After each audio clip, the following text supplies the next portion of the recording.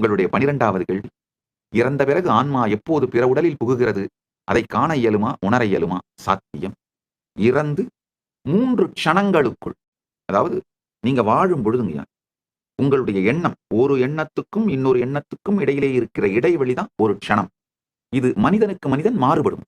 வாழும் பொழுதே பரமசாந்தத்திலே சமாதி பழகி, ஒரு எண்ணத்துக்கும் இன்னொரு எண்ணத்துக்கும் இடையிலே இருக்கின்ற இடைவெளி 1 மணி நேரம் 2 மணி நேரம் என்று மாற்றி யோகியாக இருப்பவன் இறந்த பிறகும், உடலை விட்ட பிறகும் அதே பரமசாந்த நிலையில் இருந்து தனக்கு தேவையான சரியான இடத்திலே சரியான உடலை பெற்று அந்த உடலுக்குள் நுழைவார்.